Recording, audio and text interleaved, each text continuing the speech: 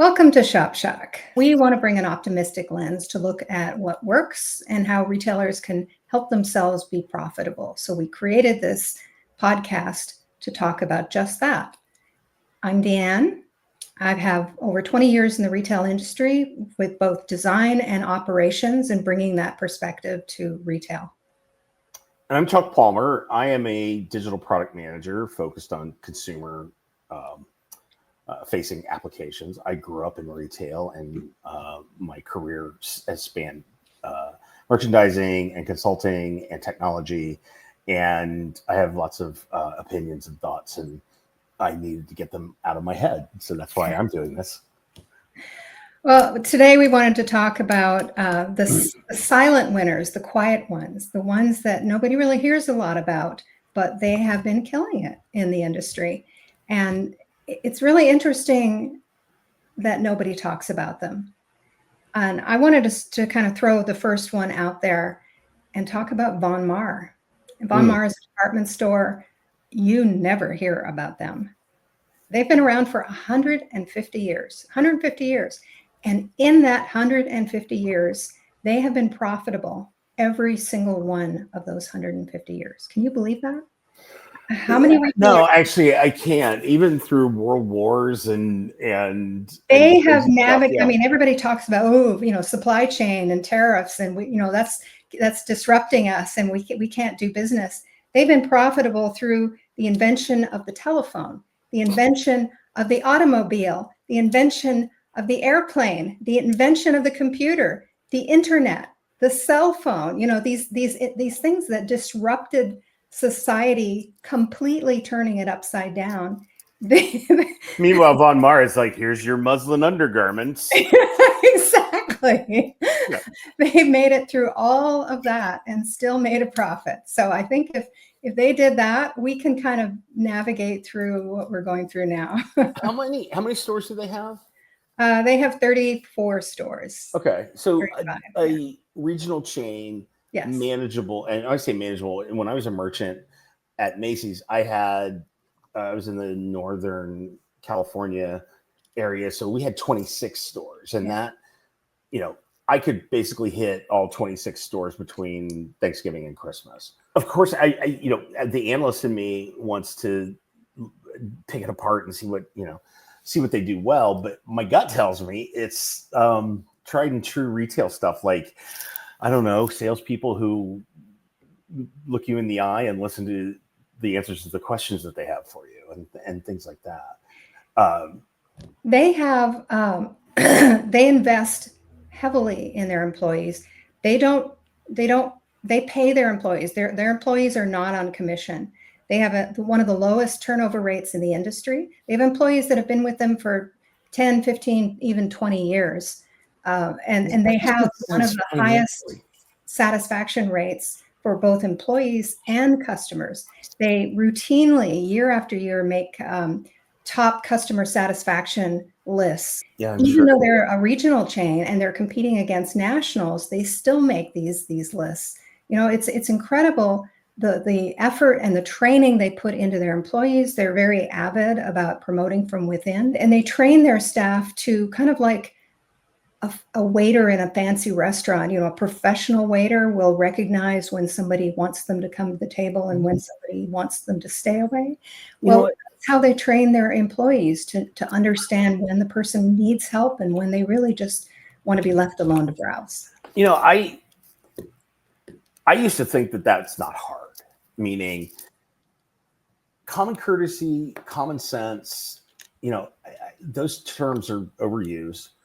But there's some fundamentals and some basics there that I think are immutable, even as we move into an AI age where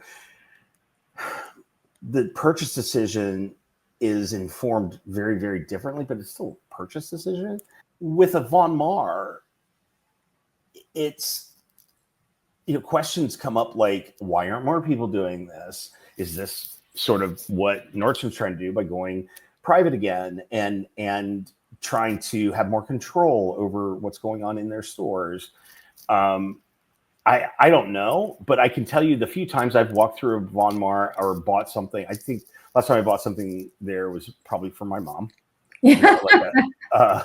Like I don't know that I would go there thinking they would have clothes for me or my kids, but I don't know. And I know we have one here in Columbus. I'm in Columbus, Ohio.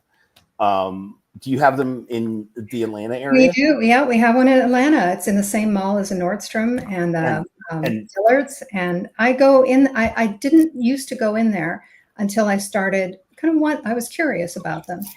And I was amazed because they have a wide range of brands. They have Eileen Fisher. They have Ralph Lauren. They have clothes for pretty much every age group there. But I think part of it is the customer service.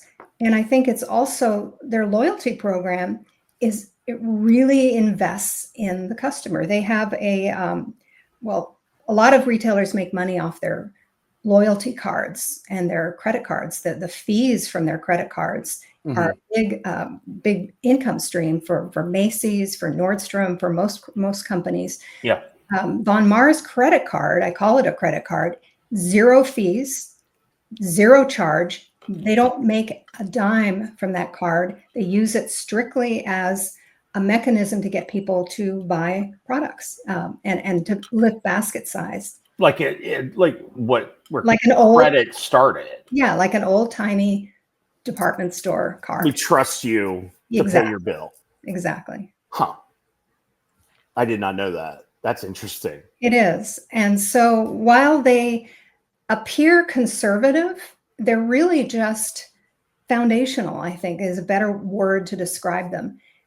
And I think they have the advantage of being privately owned, of course. They've always been privately owned, so they don't answer to shareholders, which gives them a lot more freedom.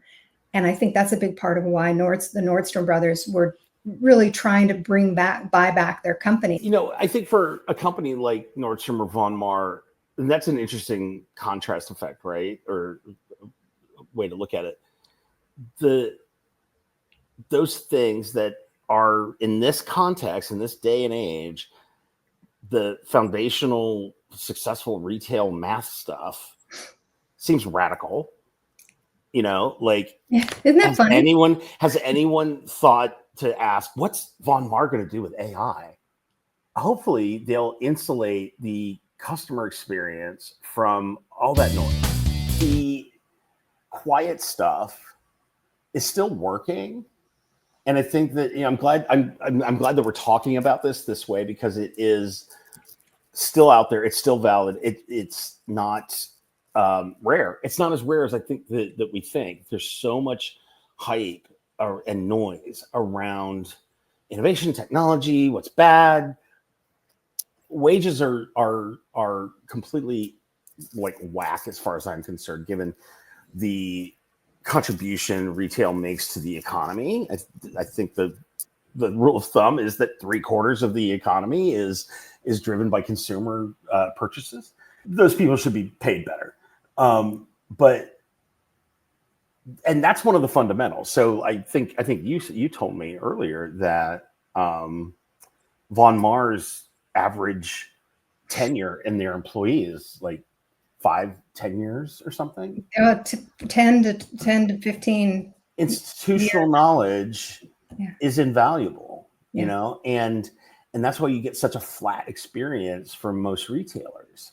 People aren't given reasons to care, and I bet at Von Maur people like to go to work. Employees, and that kind of brings me to another quiet winner, and that's Scheels. Yeah, you introduced me to this one. I have never heard of them. Where are they based? Like Kansas They're City? In Midwest, mainly Midwest and Mountain States. I hadn't heard of them until more recently, and I was blown away. This is essentially a department store, but it's focused on sporting goods, outdoor goods. It's kind of like a mashup between a Dick's Sporting Goods, Nike, or Adidas, an REI, Dave & Buster's, a Six Flags over Georgia. Yeah, so there's an entertainment component to these. The Yes. images that I just saw showed Ferris wheels in these like I know there's a very big full-size spaces. Ferris wheel in the store. You get an open atrium, 2-story Yeah. pole barn. Essentially, those are the way they're built. I think it's the right way to put it. Then you have this open vacuous space in the middle that you can do really interesting things with. Sometimes they do, sometimes they don't. Those pictures are like, it honestly reminded me of the Times Square Toys R Us that had a Ferris wheel in it a long time ago.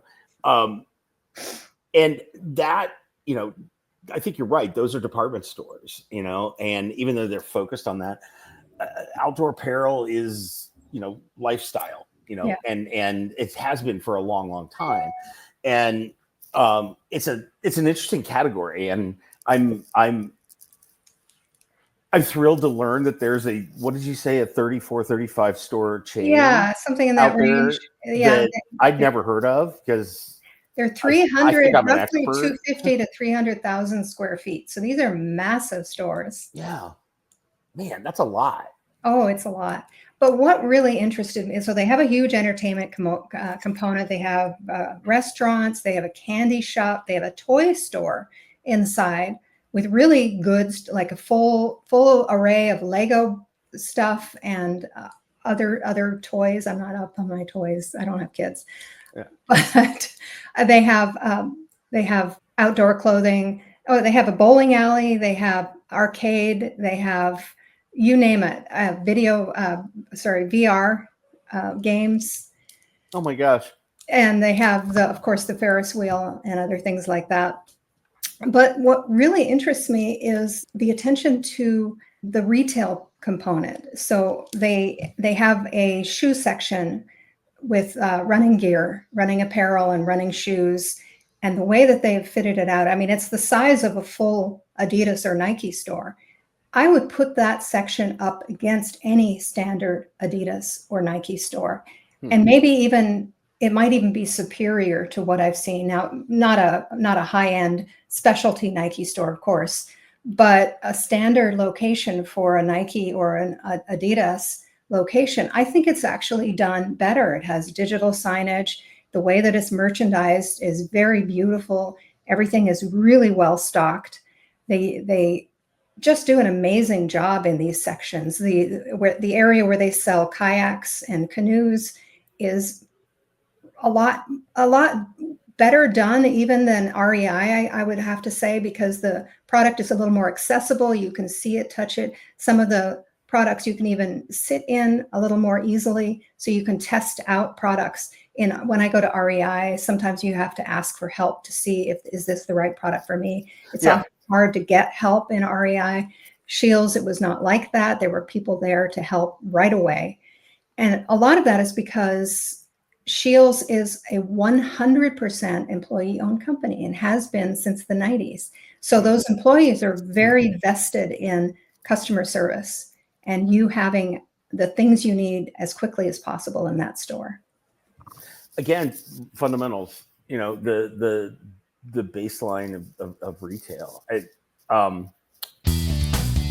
Scheels reminds me of Sheets. How's that for a segue? They're up and coming. So when we were talking about this, we started talking about like those really great stores, those stores with great experiences or that are doing it well. And we decided we wanted to talk about chains because they have an impact. They have buying power, maybe not as much as like Sheets might not have as much buying power as a 7-Eleven, but it's making an impact. There's this sort of race, I think, in that category of convenience or travel convenience, where Sheets sort of sits in this like baseline of the highway, but by the highway travel center. But they're infiltrating cities more. They're getting closer and closer in. Originally, their expansion strategy was very much like get close to the municipalities, but stay on the freeways. And now they're starting to infiltrate the cities, and their branding is growing and maturing with it. They are fun. They are, self-referential. They don't take themselves too seriously in the branding. The food quality, the prepared food quality, which is a huge push in convenience, is pretty good. Although I have some issues with how they make milkshakes. I don't know that they're technically milkshakes. They've gotten the ordering system down is smooth, and self-checkout is really good there.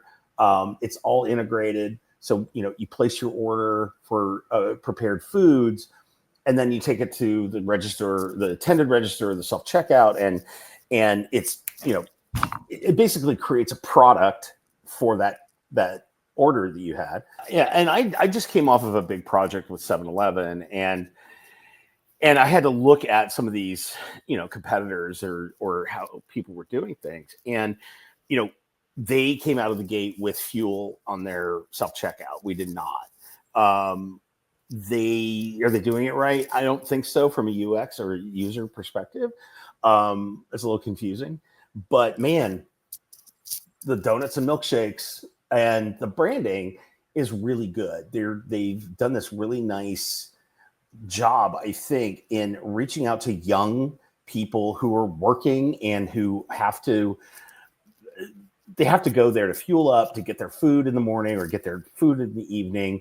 And it's, those are fundamentals of convenience, but the way they frame it out, the way they brand it, the way they present it is fun.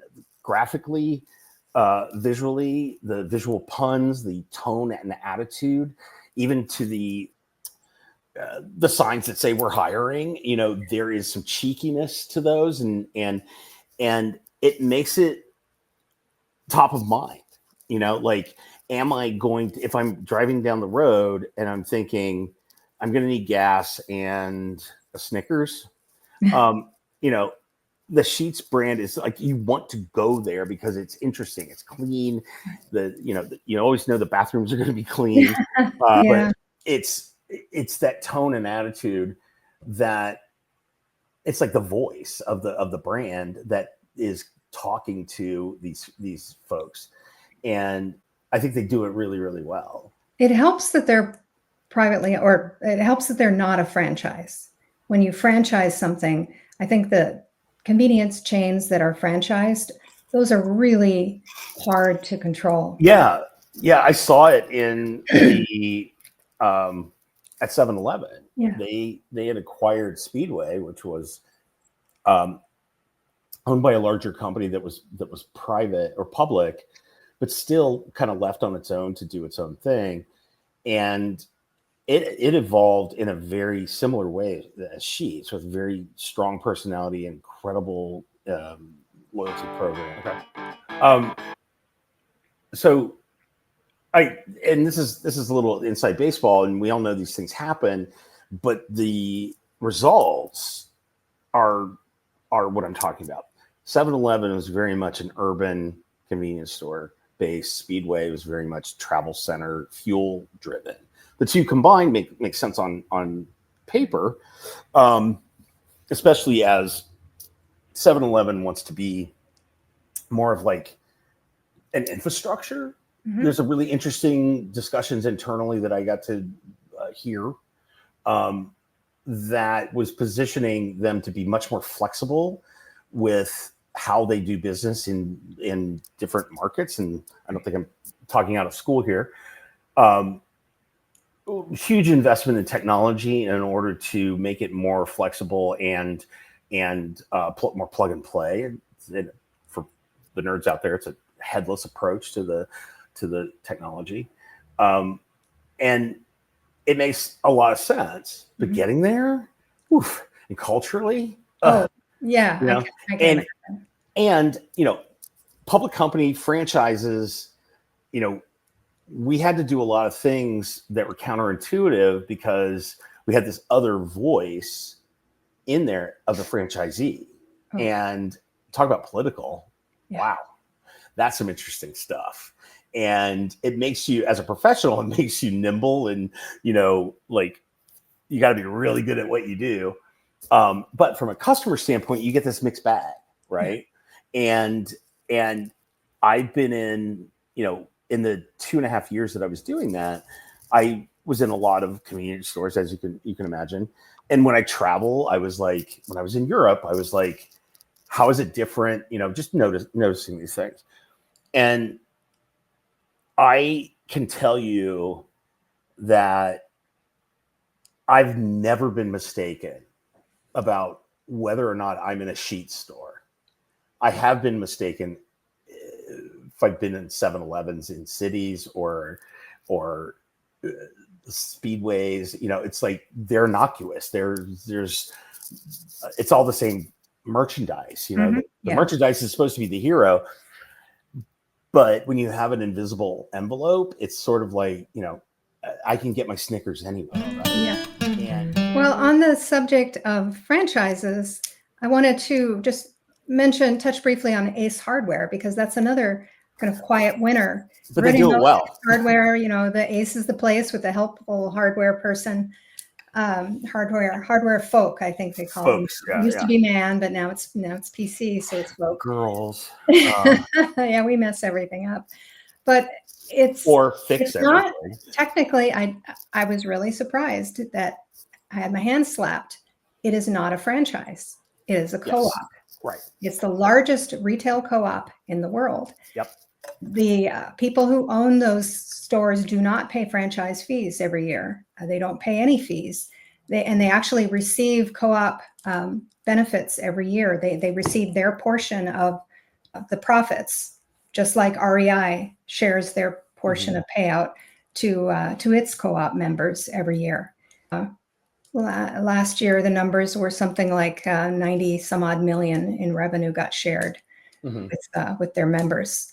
But what interests me is they have 5,000 stores across the country. I know. So Ace generates 9.2 billion. And the vast majority of those sales are in-store sales. So they get 9.2 billion of in-store sales with zero in-store overhead. Yeah. And what you've got there is a scaled up mom and pop operation for the most part, right? Yeah. Those franchises are like legacy hardware stores. And in some neighborhoods, they're fancy and they carry like, really nice cookware. Mm-hmm. And in some neighborhoods, they are down and dirty, get the bolt you need, get out, but I've never been in an Ace, and I've owned 2 old houses now, just purchased a third, not the same time. Anyway, the reliability of going into an Ace for something, like if you have a question, if you have this is an old house. It was built in, 1920. It's got these weird sashes around the, whatever it is. Odds are the people that are at the Ace closest to you have had that question like 18 times in the last 3 months. It's summer, so guess what? The windows are stuck and you want to get them open. It's one of the closest things to a consistent ideal customer experience that I can point to, and I think you agree. Oh, it is, and I know the head office invests a tremendous amount of money in training for their co-op members, and it's consistent training and refresh training, and that really pays off in that very thing. And they also really promote involvement in the community. They encourage their co-op members to get involved in the community, to participate. So it creates that mom and pop environment. And I go to our local Ace quite often because I can't get the little thingamadoo at Home Depot or Lowe's, but Ace Hardware always has it, that one size of screw that you can't get. I have a 1978 home. They don't have it at a normal DIY store, but Ace always has it. Mm-hmm. I grew up in Canada. I have my tool set is metric, and Lowe's and Home Depot are very limited on their metric supply of nuts and bolts, but Ace always has it. That's interesting. The franchise rules or the co-op rules are not strict. It's like what will work for the business, and they do the support the infrastructure that around all those tiny little pieces and all that stuff, that is the heavy lifting.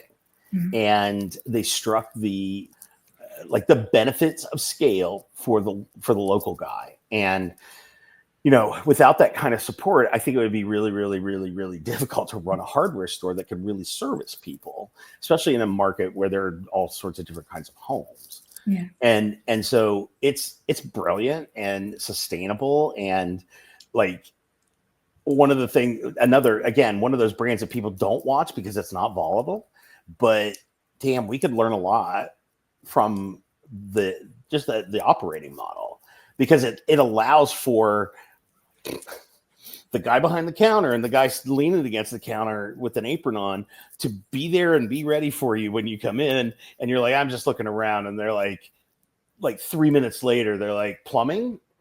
I'm like, okay, yeah, I'm looking, I need some plumbing help. Mm-hmm. They're like intuitive, they're like magic Jedis or something. And that's rare. Right. That's really, really rare in business today, especially in the big hardware stores. Well, and so Ace head office makes their money through wholesale distribution of products to the co-ops, of course. But they also have a huge private label segment. Mm-hmm. A lot of their paints and supplies are Ace private label, and any e-commerce shipments that don't come from the stores. But the e-commerce portion that does come from the stores are often delivered by somebody from the store wearing a red vest, and they will just get in their car and bring it to you in as little as 15 minutes even.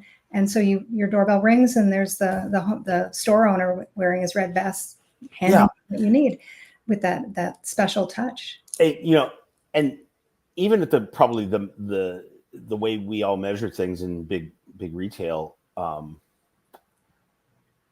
the scale of that is probably micro, but man, the impact. Oh yeah. And that's the stuff I love about it. It's that human connection, the helping, the serving part that is incredibly satisfying. And if there's anybody out there in retail that recognizes these things, the stuff that we love about retail, and thinks that they're alone, they're not. There are a lot of us out here who are just nerdy and goofy about this stuff and want to talk about it. So, and Ace is leaning into starting to roll out a new store design. They call it their Elevate design, where they're really enlarging the front of store area, to create kind of this place for grown-up toys like barbecues and mm-hmm. Other things that special personalized touch to cater to the local community, whatever the store owner wants to do. Yeah, I've gotten the impression that they've moved so much Yeti merchandise that there are no more abominable snowmen. They've all been used up. The last one I wanted to throw out there, it's not necessarily a silent winner, but it's Warby Parker. And mm-hmm. I wanted to mention them because this year, for the first time ever, they have turned a profit. Yay. Oh, really? How long have they been in business? Gosh, about 10 years? Yeah, easy. Now, they've earned a lot of revenue, but yeah, this one I wanted to mention because they are following some of the rules, all of the rules essentially that these quiet winners are following, the fundamentals, focusing on the fundamentals. They started as a direct-to-consumer business. A lot of these direct-to-consumer businesses, almost all of them, have failed because they haven't invested in the fundamentals. Yeah. But Warby Parker, really, they have invested in brick and mortar. They've been figuring it out all along. They've been following the technology and adapting to their customers. They understood that customers, before they had stores, customers were resistant to buying glasses that they couldn't try on.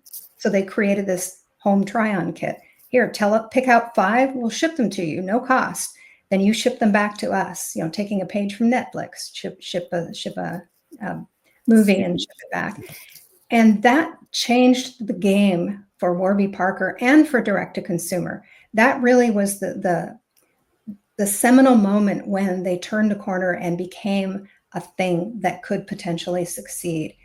This year, they finally discontinued it because they don't need it anymore. And what's interesting to me is how many people are complaining about, oh, they discontinued this program. Oh my goodness, that's terrible. It's terrible. But it's really a sign of intelligence in a retailer to be able to respond and adapt to a changing customer, because they followed the fundamentals. They waited until the technology had evolved to the point where virtual try-ons were so good that you almost couldn't tell you weren't actually wearing glasses when you use their app and you use the virtual try-on service. So now through the virtual try-on service, when you go on the app, you have access to the whole range of their frames, not just 5. And they also have been working on building brick and mortar. So now they have 300 locations. So there is a physical store within about 30-minute drive of most of their customers in urban areas. So now is the time to cut the cord on a system that costs them probably, I don't know, doing the math in my head, probably anywhere between $60 to $100 million a year to ship those home kits out. They don't need it anymore because they have something better. And again, following the fundamentals, they are getting their customers to come into their store and give them exposure to the full range of their products and their services. They can upsell them on bifocals instead of single. You need a sports lens instead of a sports frame instead of a regular frame. Wouldn't you like to buy some sunglasses to go with those regular glasses? You look like a sporty individual. Maybe you need a chain to go with your glasses so you don't lose them. The possibilities are endless that you don't have with that home kit. So now they're starting to turn the corner. They have made a profit for the first time. They're cutting an obsolete system that doesn't serve them anymore, and they're following the fundamentals. So I see huge things ahead for Warby Parker because of this, and yet people are still kind of complaining, like, why are they doing this? Well, one of the things I've always liked about them is they were one of the first movers into the physical world with they grew up online, but they seem to think of their business as a business, not a digital business or not a physical business. Right. Remember Allbirds? Is Allbirds still a thing? Yeah. Man, I remember walking into one of their, this was in Boston. They were so Under Armour's there, Converse is there. I'm sure that, part of them was like, we're going to show our big brothers, how it's done. They had no idea what they were doing when they opened that store. None. It was so confusing. There was no pricing.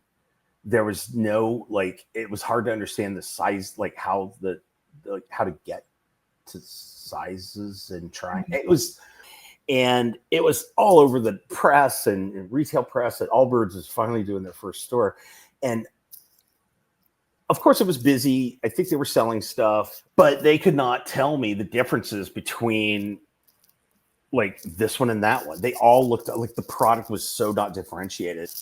But that's a very Silicon Valley approach. You got a minimum viable product. We sell shoes online. Let's open stores. And it turns into this we're going to have fun in the sandbox, and the design is over the top, and there's a swooping aluminum thing going through the facade, and it says Allbirds, and you go in there and it's they're shoes.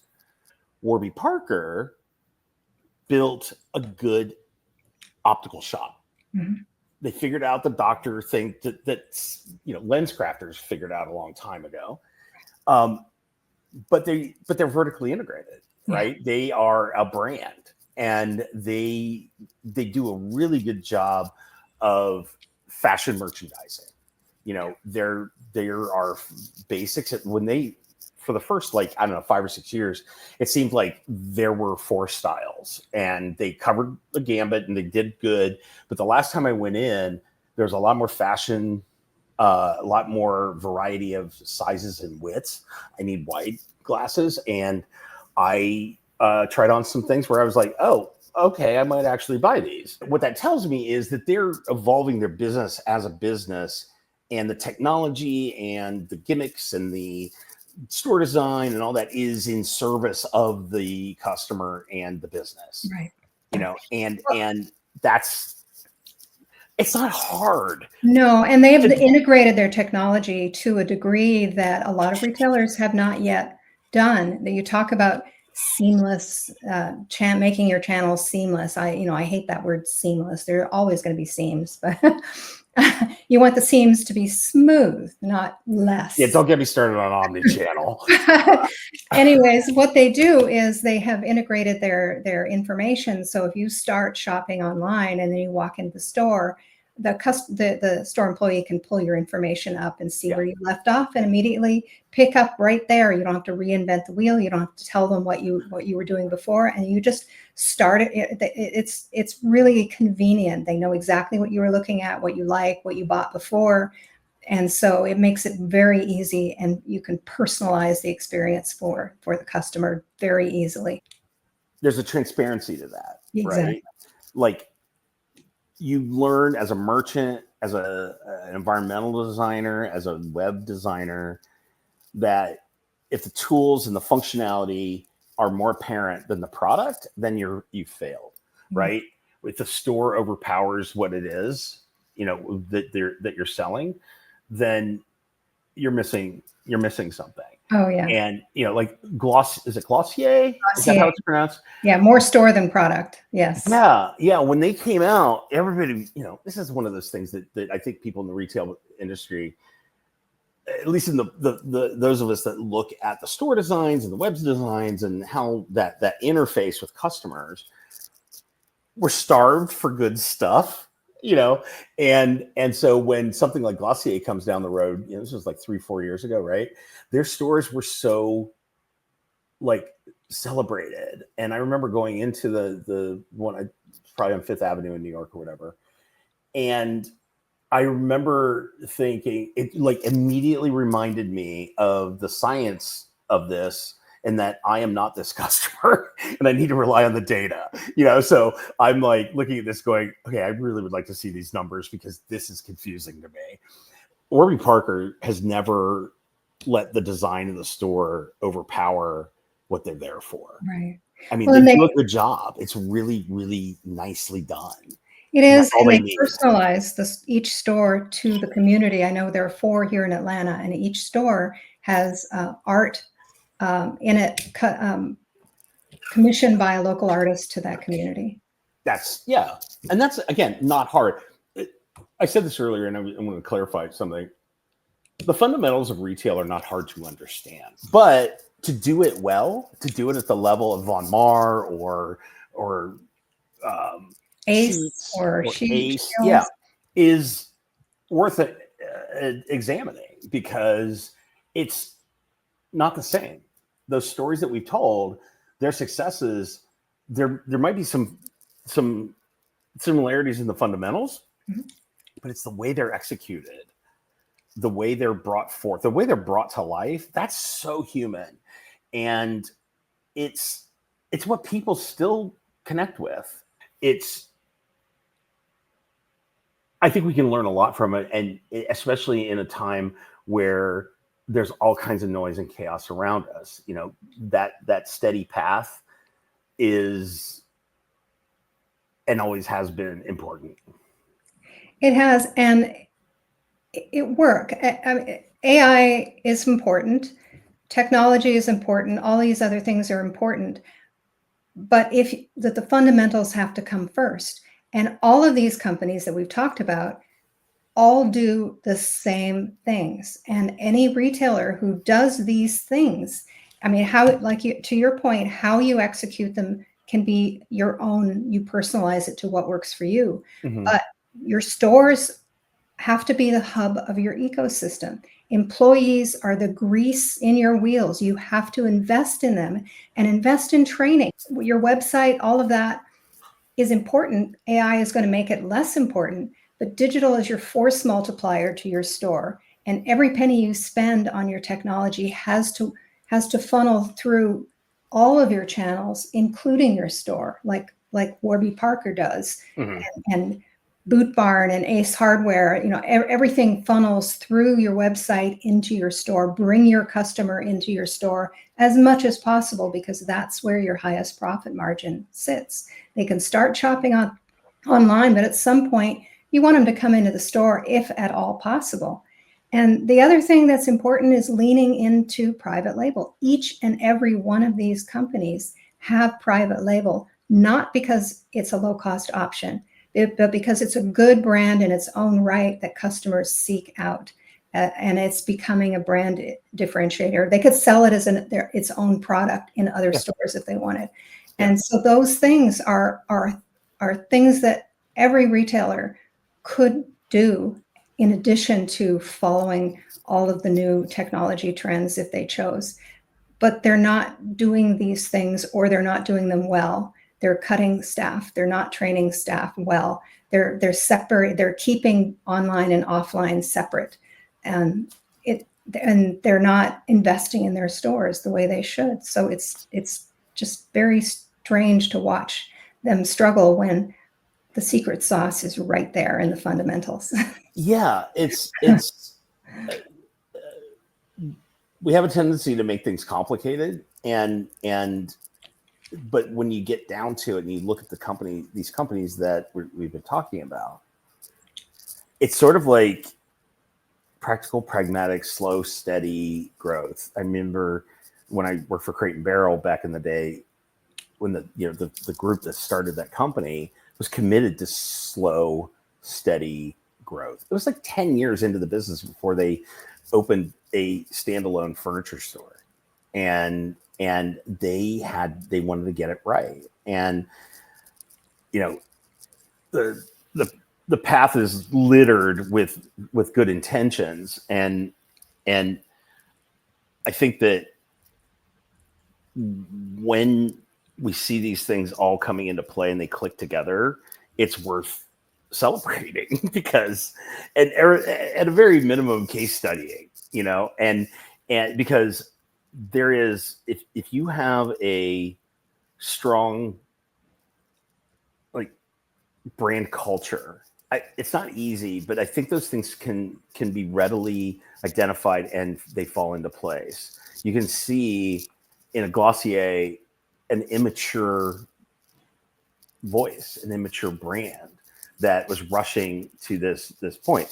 Not that there's anything wrong with it. I love experimentation. That's one thing that retail does not do well, is experimentation and risk taking. Yeah. There's a whole lot of copying. If somebody does something well, then everybody else tries to mimic it, right? And well, now it's time for our segment, Retail Be Crazy. It's your thing. Do what you want to do. So, Apple, I'm sure you're watching and I'm sure you're listening. You got to figure out your queuing and your in-store customer service. My partner needed to buy a laptop, and going into it, there's not a lot of choices, right? So it's like this one, or this one, and not those because they're like $9,000, right? And so there's not a whole lot of discussion about what you're buying. It's like how you buy it and how you get to it and stuff. So long story short, we had a very difficult experience, and it was perpetuated by the disconnection of how they operate this queuing. We were told we didn't have an appointment. So we were told to stand near the laptop table. Somebody would help us. That implied to me that they were going to alert someone there that there's people waiting. They are all wearing earbuds. There's pads. They're all communicating and connected or whatever you would think. And we literally watched 2 or 3 people sort of just walk into the area while we were waiting and just start talking to the staff guy that was there and interrupting the customer he was with before in order to get help. So we finally got to talk to this guy and figure out the laptop that we want. We want to finance it through Apple, like an Apple credit card. The Apple credit card is applied for, but the purchase is denied, and which is nuts. Again, their financial system and their in-store system completely miscommunicating. The folks in the store had no idea how to deal with that. talking to people on the phone about the rejection of the purchase that we were just making. It just did not make sense. Finally get to the point where the folks on the phone from Goldman Sachs are like, okay, we've reset it. You have to wait like 45 minutes before you try it again. So we had to like kill 45 minutes and then go back. The folks in the store said to us in a very offhanded way, yeah, come back and just like get my attention and I'll try to make sure that your transaction gets expedited. Okay, it's like a $4,000 transaction when all is said and done. And so we go back and they lose the transaction. They like tagged it differently and they couldn't find it. So we had to start over. I wanted to walk away, but my partner really wanted this computer and wanted to buy it from Apple. And that's the power of the brand, right? It supersedes this crazy customer experience. Mm-hmm. Not once of the 6 people that we dealt with, both from the greeter to what I think was like the manager in charge to the guy who was like the top laptop guy, none of them acknowledged the friction, acknowledged the problem, or apologized. There was nothing even close to an apology. Mm. And at the last minute, one of the guys offered a hard shell case as, I guess, a consolation prize or something. Sorry? I was like, sorry, $39 case. Come on, this should be a Tiffany level experience. Yeah.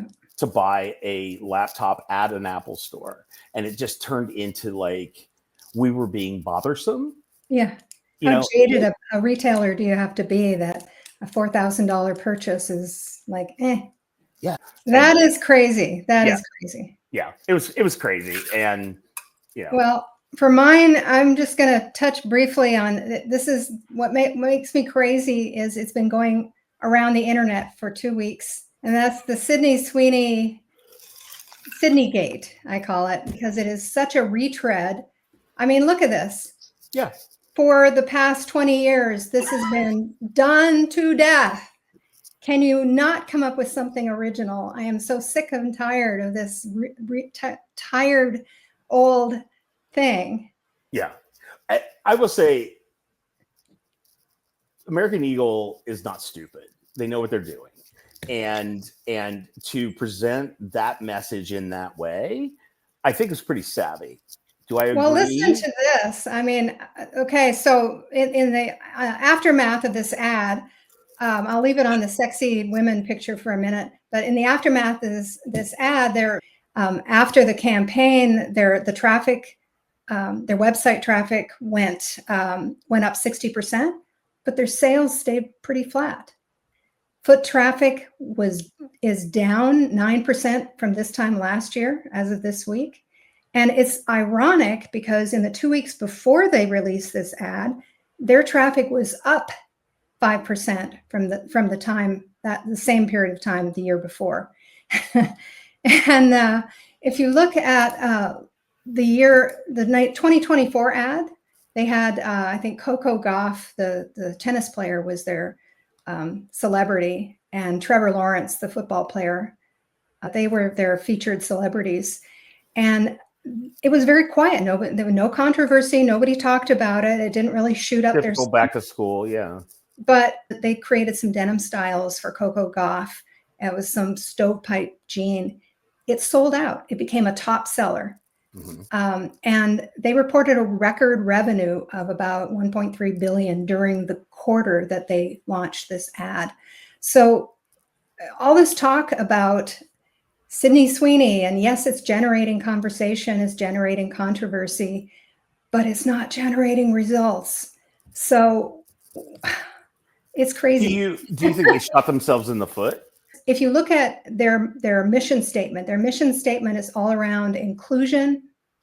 It's all around, their core values are to emphasize inclusivity, innovation, integrity, community engagement. That's straight from their website.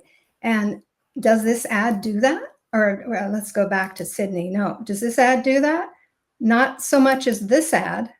So, with Sydney's ad, with her laying, talking it through for the people who are listening, her lounging and half naked in jeans is not so much about inclusivity as last year's ad, where it shows, a wide range of ethnicities, just clothed in a way that they could walk around a mall, for example. Yeah. And this is for an age group. American Eagle caters to young adults about 15 to 25, which is a very vulnerable age group. So it's really teaching with them opinions, with really well-informed opinions. So yeah, you're absolutely right. But I think making them feel included rather than showing them something they can't really ever achieve has a little more value as a brand. And obviously money talks, because they sold more stuff last year than they're selling this year. So what is the goal? To get conversation going or to sell jeans? Because last year they sold jeans. This year, not so much. So yeah, that's crazy. That to your point, if you look at it, the business side of it, it makes me wonder who and how are they having these conversations internally? Yeah. Because that ad did feel like a radical shift in who, at least I thought American Eagle was. And it's not hard to interpret it the way it's been interpreted. I think this, like to your point with the numbers, it proves that that's not the way to go. It didn't work. And when they the Harris polls last year, this ad campaign from last year, Live Your Life, improved people's opinion of American Eagle jeans. This year, the same polls are showing no change. Everyone's talking about how awful this is. And truthfully, for the shopper, the people who were fans of American Eagle jeans before, it's not impacting their opinion of American Eagle up or down. It's having zero impact on their opinion of the jeans, whereas last year's campaign improved their opinion. So what is your ultimate goal? It's to improve business, right? You're in business to sell jeans. So I would say this ad was not effective to do what you really wanted it to do. Unless it did things that we don't know what it was supposed to do. Well, their stock price is now lower. They didn't sell jeans. Their store traffic is down. Way to go. Yeah. I think that there's always a possibility of something else there now that is suspect. And, I wouldn't be surprised if somewhere along the line, there's a much more complicated answer to that. So I try not to attribute. I think the woman they used is part of a TV show that was very popular with kids, Euphoria.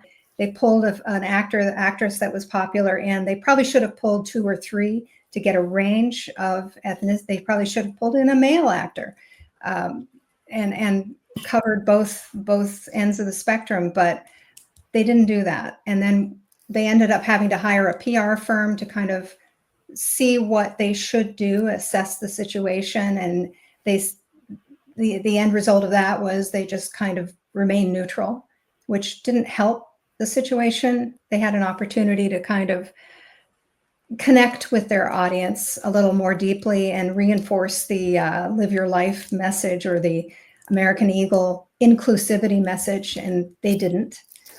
Yeah, from a campaign perspective, it seems kind of one note, Yes. and especially for back to school, you want to tell stories, you want to keep people engaged over a period of 2 or 3 months, right? And that's all they had. Yeah. I'm like, come on, people, that's just not good fashion. Yeah. But what makes me crazy is how much all of us still talk about it. It's all you see on LinkedIn. I'm sure their crisis people are like, let's just not mention it again and it'll go away. Yeah. And this feels like it's going to be pretty memorable. So yeah, retail, man. Retail be crazy.